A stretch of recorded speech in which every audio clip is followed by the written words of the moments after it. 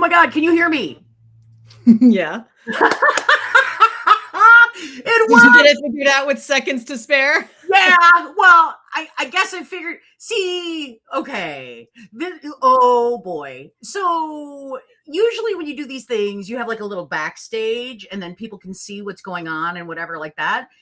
I've never been the host. I've always been backstage. So I'm sitting here as the host, going, wait a minute, is there something I need to do? What do I need to do? I'm like looking at buttons and clicking buttons and going whatever. And Emily's just, cool and calm, like, yeah, I'm here. I'm ready to go. I'm ready for my close-up, Mr. DeMille. Girl, I don't know. This is why you're hosting. I don't know what the hell I'm doing. Wait, are we live? Are people here? Live. We are live right now on the LinkedIn, on the Facebook, on the YouTube. Do you like how I put the at the beginning of the thing? It reminds me of like people in California refer to their freeways with the at the beginning of it. Have you ever noticed this in TV shows? They always say it's the 405. And you can tell when someone is from California because they will refer to whatever freeway they're in at the certain time at that state. And they'll be like, oh, it's the whatever. And I'll be like, you're from California, aren't they? I'm like, how'd you know? And I'm like, because you put the at the beginning of the freeway name. Anyways, I will shut up. No, I found the chats. Oh my God. Yay. Oh, hey, Lori. Hey, Lori's the one I wanted to connect you with. Yay. Hi, Cassidy. Hello from Bend, Oregon. Oh, we got so much good stuff coming in here. Oh my God, I love this. I love this. This is so exciting. This is my first time seeing this entire platform. I'm so technology illiterate, so I'm so glad that you are doing this because, guys, if anything goes wrong, we can blame this girl right here. It'd be my fault. It'd be my fault. And like, I was the one at midnight. I'm like, what else can we do to make this really cool? Like, what are the other bells and whistles in here? Like, because, I got to wait until the last minute, to figure stuff out. So I love the music you chose. You guys, last night, she's like, what music should I do? And I'm like, deep in other words. I'm like, surprise me. She chose music. I totally did. I was like, Chatty G, what vibe am I looking for? And at first I had some kind of funkadelic stuff, which was really good. But I was like,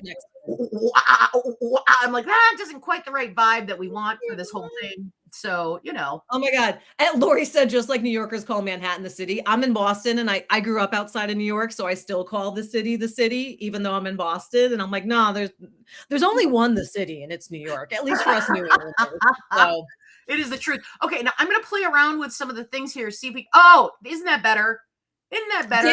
Dave was jamming. All right, Dave was jamming. We got a music jammer. Okay. We got San Diego in the hizzy. We got Atlanta in the hizzy. San Jose. This is amazing. All right. So Deb, all right, guys, here's the deal. So Deb and I, we were meeting and we were like, we need to do some lives. We need to help people out. There's like way too much clusterfuck going on. Lots of swear words incoming. So I apologize to the sensitive audience. Hide your kids. This is not appropriate for them. Ironically, an NSFW about work. Go figure. Who'd have thunk? So of course we're like, we'll make it cash. We'll kick some ass. We'll be fine. But then of course the overachiever I am, I'm like, what do people want to talk about? Let's get an agenda. So like last night when you were texting me about music, I was analyzing like everyone's comments on their LinkedIn and my emails. So many people wrote amazing stuff that I'm like, I don't have the bandwidth to reply yet. So I'm going to get back to you guys with proper, empathetic, thoughtful, actionable tips. I was too tired last night. I just needed to get the data. So I got a bunch of like topics that we can talk about, but then Deb and I also came about with a couple topics we wanted to discuss that are near and dear with our heart. We are going to be doing several of these. This is the first of many. So if we don't get to all the topics today, no worries. We're going to be doing more. Keep sending us questions. Deb in her AI genius made a sign up sheet so you can learn about more and catch the recording. So Deb, I'm assuming you're going to have some way of sharing. Oh yeah. In fact, I think I can, let me just keep playing with stuff here. I think, look at the QR code. There's a QR code at the top. And later on, we got 25 minutes, girlfriend, we're going to have to like be on track. Cause you and I are notorious for like, oh, we're just going to chat for like 20 minutes. And 2.5 hours later, it's like, Side quest. I tell you, I'm so sleep deprived. I've been in client meetings all morning. I'm in client meetings all afternoon. And I'm like, I need caffeine. I'm like, fuck no, I don't. Deb's my caffeine. We're good. I got my Kickstart, the Breakfast of Champions here. And I have this is what I live on now. These little, what are they called? They're called sandwiches. They're cheese witches. It's a cheese witch. And it's a piece of meat surrounded by cheese. It's just a protein thing, you know? That's all it is. Girl. Get your all right. So can I jump in first? Always. Great. Thank you. If I look at a different window, I'm still here though, right? You like I'm looking at my notes. You go look Let's at your find out. I'm not seeing you guys anymore because I'm looking at a different window. Am I still here? Awesome. You are still here. You know, I mean physically, not spiritually, because spiritually is still a question mark, but okay. I need to, there's so much I want to talk about. But this one topic I really wanted to really dive into, metrics. I really want to talk about metrics because you guys, what happens is I have conversations with myself in the kitchen at night about advice and LinkedIn posts that I would write. And I've been wanting to talk about, because that's a totally normal thing to do. And I've been wanting to talk about metrics for so long. And I'm like, damn it, is this a LinkedIn post? Is it an article? Is it videos? I'm so passionate about this topic and I have so much to say. So I'm like, this is a topic I really, really wanted to. And while I am on my thing, Deb, if you can do me a favor and check the comments, because see if there's any tech issues. That's what I'm doing. That's what I'm doing. Okay. Awesome. And you need to teach me how to do that heart thing. I can't. I'm so technology illiterate. Okay. I'm going to take you guys to school real quick about metrics. So we need to have metrics in our resume in today's clusterfuck of a market. We absolutely have to. You can't say anymore. What I'm noticing, so I've been doing this 10 years. Your resume used to list tasks and responsibilities, and that was fine. I was responsible for this and I did this. Fine. That shit ain't cutting it anymore. Nope. Because and we're going to, Deb, I really want to talk to you about this. A lot of people are using AI to write their resumes, which is fine. I have no problem with that. Yeah. The problem is they all start sounding the same. Metrics are the one thing that you can own that other people cannot. Okay. Bam, bam. And here's the thing, y'all. There's so many people out there who are like, the resume police will come after me if the metric isn't exactly right. And I'm like, no, this is what we call a swag. It's a scientific wild ass guess, right? I heard that since business school. I forgot about swag. Because that's really comforting that they teach business students to swag. Yes. I tell people no one's going to audit you. Nope. Rough estimates are okay.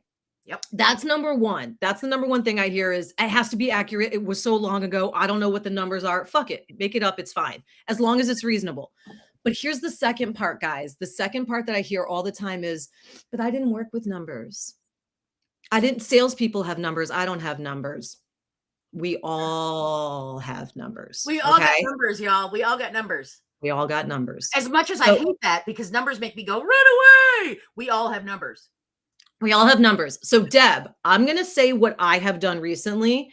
And then I'd love to get your AI genius suggestions, tips for people to help them, to give them a good takeaway. Because I know you have an amazing prompt stuff for them as well today, but I'm going to put you on the spot for this. So let me take you guys on a quick journey. I am going through a rebranding myself. Okay. And I'm like, I got to find my fucking numbers. I tell everyone else to find numbers all day long. I got to find my own numbers. Right. So let's coach ourselves. So you know what I did, guys? I am a very reluctant AI user. Deb will be the first to tell you I am not team AI at all. She is not. I am not. I think it's ruining society and our planet. But that's a side note. And Deb knows this. We talk about this. But for proper instances and use of AI, I absolutely love it. And resume writing is one of them because it's a lovely way to take yourself out of your own head. So what I did with chat, as I said, hey, I call it Chatty Chat. What do you say, Chatty G?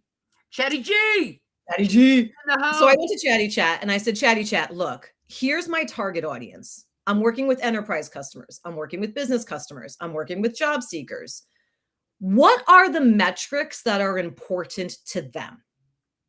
What metrics could I include in my LinkedIn or my resume, if I were writing one, that would make that target audience go, ooh, okay, I'm paying attention. So that's step one, guys. Freaking ask AI what numbers would be most relevant for your industry. Give it some job descriptions. Okay. So give it some job descriptions and say, this is the kind of stuff I'm going for. What are the kind of metrics that are the most important that I should be including? Yep. So what happened, guys, was I did that and I ended up having like 30 metrics to consider from my different stuff I would have never thought about before. So I'm a keynote speaker and I want to be delivering more workshops. And Chatty G was like, okay, how many workshops have you delivered? I'm like, great fucking question. I've delivered over 300. What? So having someone say to you, here's a list of metrics to find, go forth and find it. That's step one. Step two, the going forth and finding it, that's on you. That's you and back of the napkin math. That's rough estimates, right? That's no one is auditing you. It doesn't have to be specific. So what I did was I was like, I give this amount of workshops per year. I've been doing it for this many years. Yeah, it's probably about 300 workshops. That's all. So that's my little metrics rants. There were two things. There was one thing someone said for an ND person, it's really hard to do that estimate thing. And I feel you, whoever that was, who said that, because I am ADHD with executive function deficits. A lot of it is that I actually would look at the numbers and then I would actually have a conversation with ChatGPT or with Claude. And I'd be like, okay, this is what's going on. This is the estimate of it. Give me some reasoning or some logic that I can use for myself to make myself feel better about this number that I'm going to put on there. That's really what it is. It's like, how do I make myself feel better about it? And then someone wanted to know, what is the right number? How many numbers is the sweet spot? It's Laura Loudon. She wants to know, how many numbers is the sweet spot? Can I jump in on that? Yes, that's what I want you to answer. Oh, fab. That's what I'm here for. Not every bullet, resume and LinkedIn are a little different.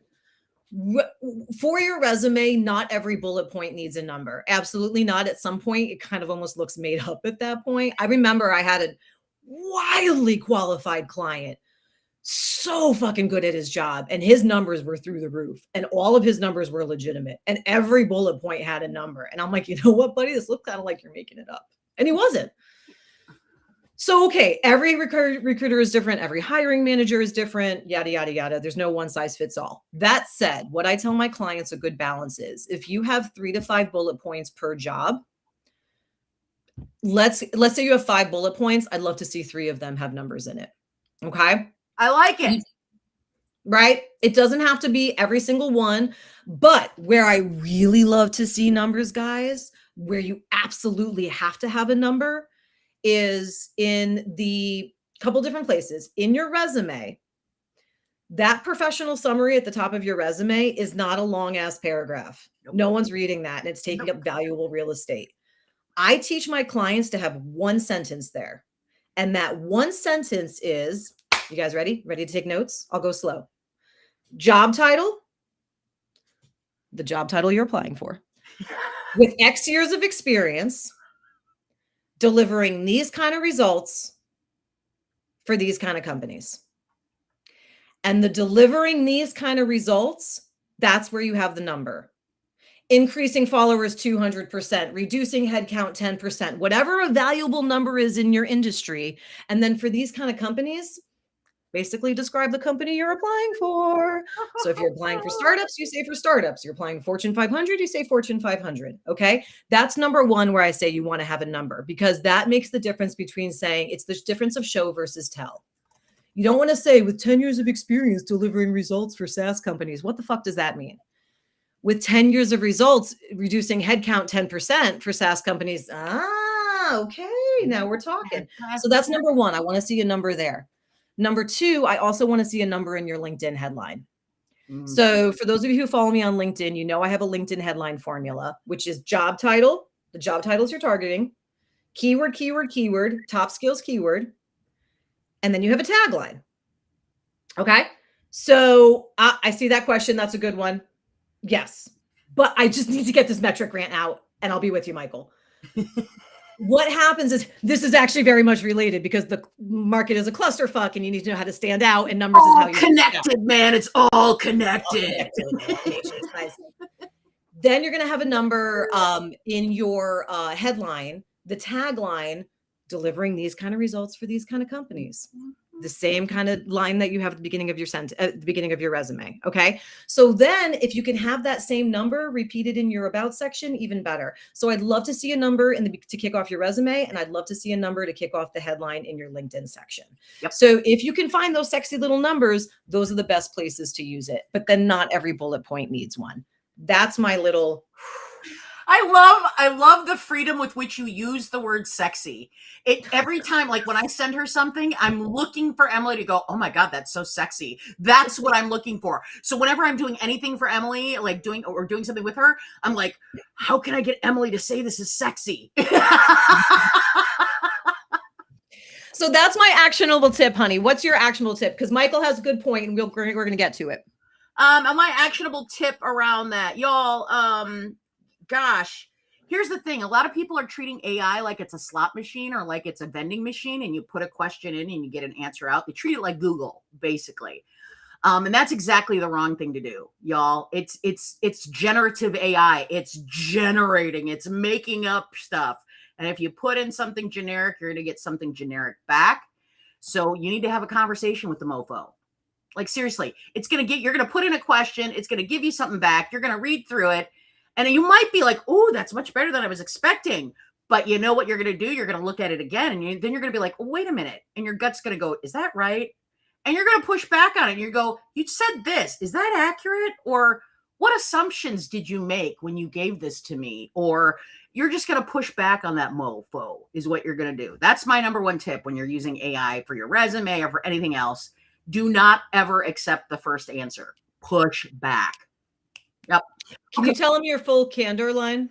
Oh, radical candor. What is missing from this prompt, or what is missing from this result that if it were added would make it 10 times more valuable, 10 times more relatable, 10 times more useful, 10 times more helpful, whatever the adjective that you want to use to is it an adjective? Oh my God, I'm messing up my parts of this. Sure. Adverb? I don't know. Like I was saying this to a client the other day because you taught me this, that you really have to, as Deb famously says, AI is an over-enthusiastic intern. Yep. And you need to tell the intern what to do. You have to give it really specific instructions. Yep. One of those things, guys, and this is about tying into what's happening in this market, is everyone's producing the same generic crap AI slop resume. Mm-hmm. There's a couple of reasons that's happening, but one of the reasons is people are accepting the first thing that's coming out. And it's gobbledygook. You ever read really shitty job descriptions? You're like, what the fuck do they want?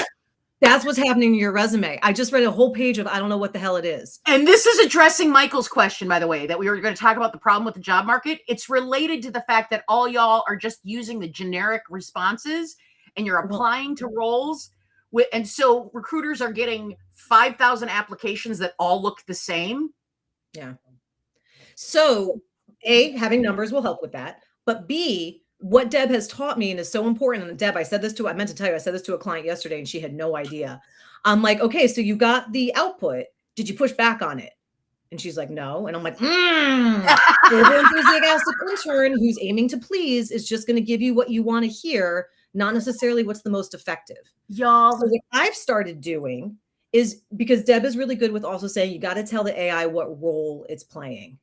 So what you do is you get the output, and Deb, this is what I do. AI for dummies. Tell me if this is right. What I'll do is say, thanks, got it. Okay.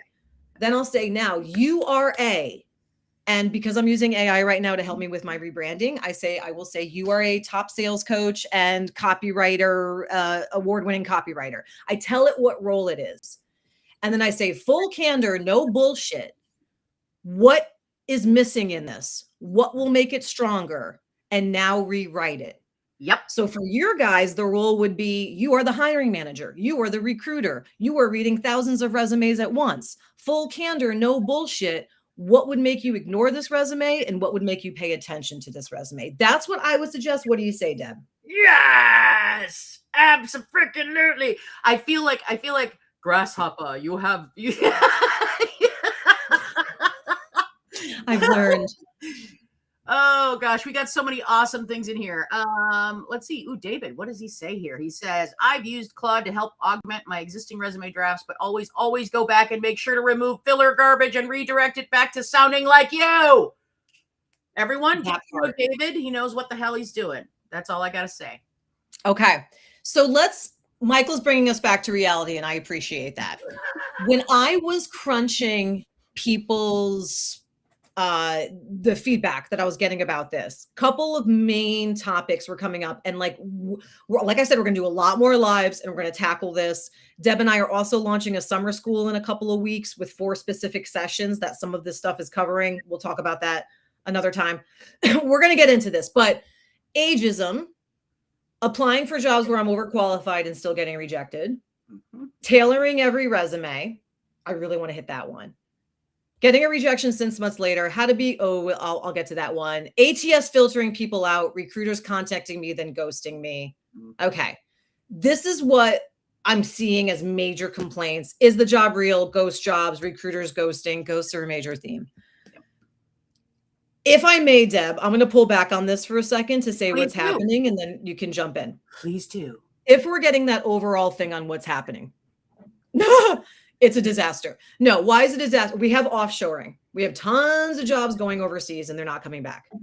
We have an AI bubble happening where CEOs are saying, oh my God, I can replace 50 people with this AI agent, and are now quickly realizing that was a really shitty decision and they're pulling back on it, but that's a different story. So we've got AI as a threat. We've got jobs going overseas as a threat. That's number one. Number two, we have an incredibly shitty economy and a really difficult political environment, which makes predicting the economy tough. So what's happening is companies are going, I don't know what's happening next quarter. I can't invest. I'm reducing headcount. Oh, and I can reduce headcount and send jobs overseas and save money with AI because I only care about the next quarter and I don't give a shit what happens to my company in a year from now. Great. Because I want to make my shareholders happy. Okay. That's the truth. That's the truth. That's it. That's right there. That's it. So what's happening is less roles are available, more job. Then we got hundreds of thousands of federal employees laid off. So we got hundreds of thousands more people flooding the market and competing for roles. So we have less roles available and more people competing for those less roles available. Yep. And then, guys, we got these companies going, I got my pick of the litter. I can have any employee I want. Yeah. And I'm so overwhelmed with choices, I can't make a decision. So I'm going to take you in for 9 interviews, or then I'm going to drop the role and I'm going to tool it offline and I'm going to change the setting a little bit and then I'm going to post it again. Or you know what? I bet I could get someone even cheaper. So I'm going to take the role down and I'm going to drop the salary a little bit because they have this paradox of choice, too many people to choose from. So these are the different elements of what I'm seeing happening in the market. Deb, I soapbox for a moment. You just said it. You just said the whole thing. We are literally in a perfect storm right now. It is a perfect storm. And it's such a dichotomy, like the phrase perfect storm makes you think like, but it really is that. And we're in the middle of it. It's the messy middle, y'all. This is anytime you look at any big thing that happens in the world, like any big event, there's a beginning to it and there's an end in it. And then there's like a couple years in the middle. And the only time we know what actually happens in those years is through artists and music and whatever. But a lot of people haven't written anything down around it. So that's where we are right now, y'all. We're in the messy middle. Now, let's add the AI element to it. Not the AI taking jobs element, but now we got a signal to noise issue. Because what's happening is job seekers are going, I can't get an interview anywhere. So I'm just going to mass spam applications. And I'm not saying all of you guys are doing this, but I'm saying some people are doing it and ruining the fun for the rest of us. Not fun. The job search sucks. But they're using automatic application tools. They're mass spamming out. They're using AI to produce crappy generated resumes and I got to apply to 50 jobs a day, 100 jobs a day. I got to keep applying. Nothing's working. Got to keep applying. That's not the answer. But so what's happening now is then recruiters are going, fuck, I am slammed with applicants. And you know what? These applicants suck. These resumes suck. These people are not qualified. So those ones of you who actually are qualified and are doing the right thing and are customizing your resume and putting in thoughtful applications, you are getting drowned out by the thousands of other people who are submitting really shitty resumes. Mm-hmm. And so what's happening is now then employers are going, well, now I got to start putting in these layers to prove that you're a real person. So I'm going to start adding AI interviews. And I'm going to start adding these take-home tests before you even get an interview. And I'm going to add these personality tests because they're reacting to getting slammed with thousands of applications. And so I'm in this unique position where I talk to a lot of recruiters and I talk to a lot of job seekers. So I try to like translate what's happening in between them. Yeah. And the recruiters are telling me, I am so overwhelmed with shitty applicants. I just want to find the good ones. And then I have job seekers saying to me, I'm so overwhelmed. I'm not getting anything. I'm applying to anything I see. You see where that conflict's coming in? Mm-hmm. Right? So that's the other side of what's happening. So we got the macro and micro stuff of what's going on with this market that's leading to fewer roles available. But then we have the actual application process getting entirely fucked up. And guys, I have to tell you, recruiters are a really easy scapegoat to blame. A lot of the recruiters I talk to, they're not in control of their ATS. They don't get to choose what software they're using. They don't get to choose the hiring process. They're not in charge of hiring. They can add.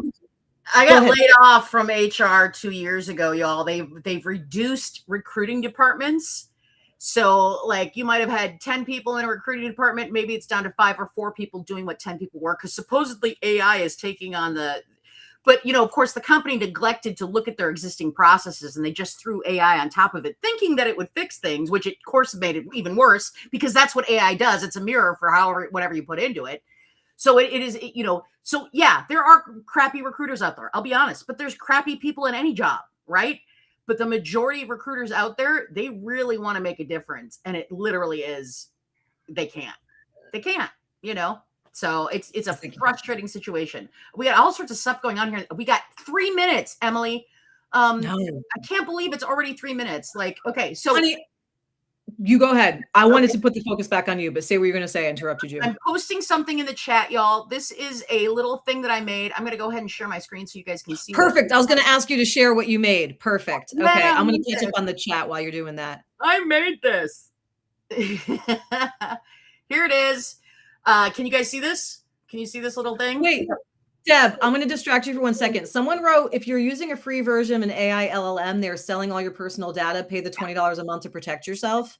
Yeah, there's some truth in that. There's actually a setting in your Chatty G or in your Claude. If you guys go to settings down in the lower left-hand corner of both Claude and ChatGPT, go to settings.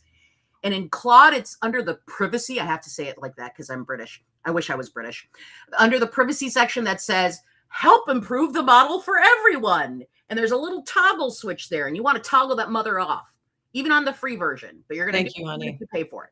Okay? Okay. So, keep going with your genius. Okay. So here is this prompt that I created. I'm giving it out to everyone for free. You just go to that link there.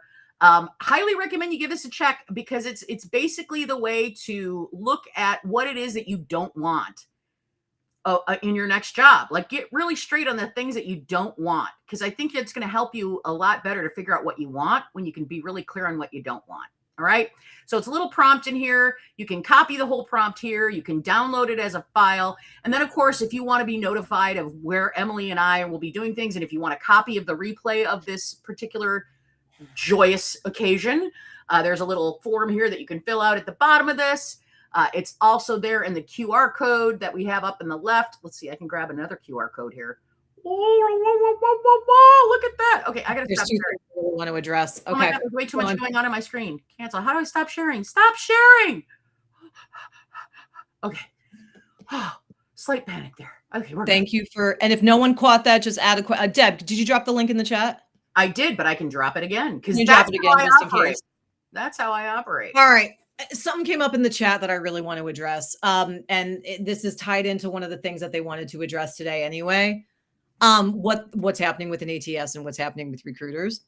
How do I say this nicely? I'm very careful with what I say about ATS because there's so much misinformation out there that I don't want to add to the confusion. An ATS is a digital filing cabinet. Okay. It's not automatically screening you out. Is there AI screening capability for ATSs? 1,000% there are, because there's AI for everything now. Are recruiters using it? No. Not the recruiters I talk to, and I talk to a lot. because they don't trust it. They don't like it. Again, they're not in charge of their fucking system. They can't decide. So what they do is they use that system as well as they can. Is it an option? Yes. Do the recruiters I talk to use it? No. If you're rejected right away, that fucking sucks and I'm sorry. But if you are, it's because of knockout questions. Because they asked a specific thing that you said no to or not the right answer to, and the system went, okay, you're not who we need. So when you get an email, I hear this all the time. I got an email at 1 a.m. on Christmas Eve. No recruiter is working then. Yeah, you're right. They're not. What happens is the recruiter, if the knockout question happens, some recruiters will set it that you get notified immediately. Some will say you get notified in a day or two. Okay. So that's number one. Getting rejections at 1 a.m. does not mean that a bot automatically rejected you unless it was a knockout question. Recruiters, if you now get to the point where all the recruiters I talk to, every single one I talk to says, I still review resumes by hand and I do them in order they are received because I don't fucking trust this system. Okay. And I want to find the best person. So they are reviewing them. They're reviewing them for 10 seconds, but they are reviewing them. Yep. So if then they review it and you get in the reject pile, again, they might schedule that rejection for right away or 2 days from now. Yep. So when you see those rejections coming through at 2, 3 in the morning, that doesn't mean that a bot automatically did it unless it was the knockout question. Yep. I just want to say that as number one. Happy to talk about ATS more in depth on another one. I just want to confuse because it's really easy to blame ATS for kicking you out before a human even reviews the resume. And I just want to try to dispel that a little bit. It's only because of knockout questions. And I know ATS is sucking. It's really frustrating, but ATS has been around for decades. The demonizing of ATSs only happens when people are trying to sell you crappy solutions. Okay. Now, the other quick thing, the thing I wanted to address, and I know we're over, but this is super important. Scam recruiters. Okay. Someone asked in the questions, how can you know if a role is real? I have a whole series of posts about this. I just had a scam recruiter try to recruit me for one of my dream roles at LinkedIn. Oh my God, did I have fucking fun with that one. I'm gonna write a whole thing about it and give you guys advice about it. The number one thing to do to tell if the recruiter is real or not, obviously look them up on LinkedIn, see if the company is real, fine.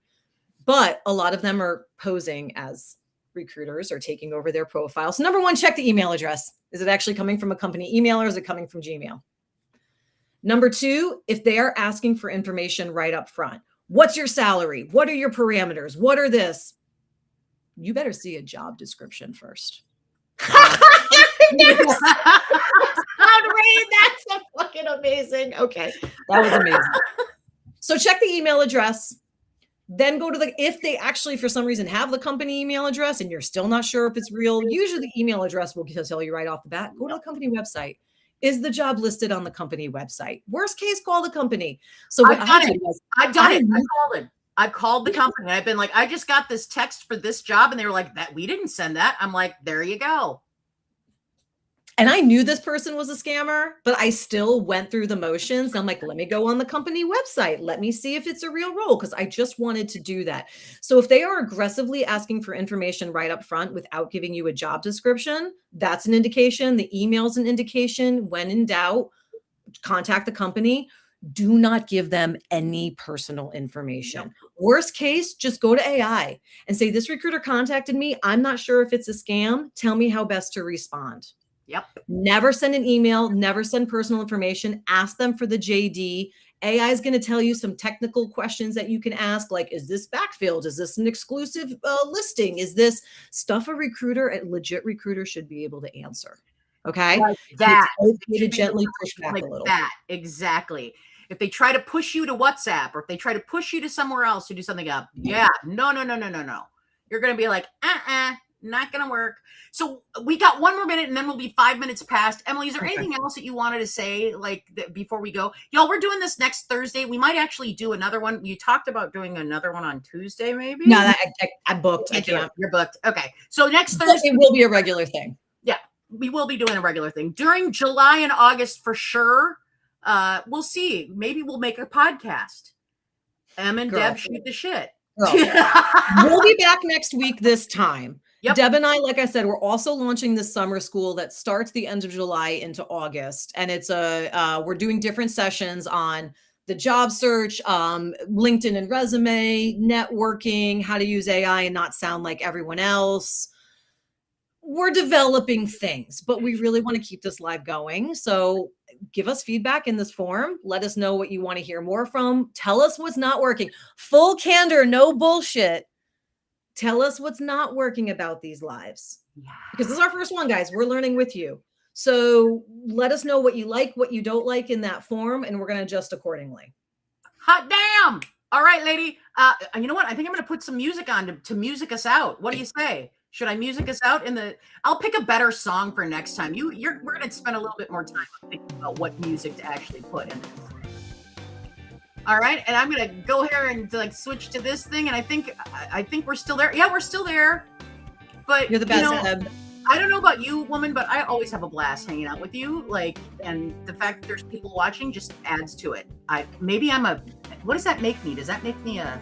We either helped people or terrified them. So we'll find out. Both at the same time. We are so good at what we do. All right, we either energized them or exhausted them. Have a wonderful rest of your week. Do something selfish for yourself just because it makes you happy. No ROI, just for you. Love each and every one of y'all. Stay sane. Take care, y'all. Bye, guys. The stream.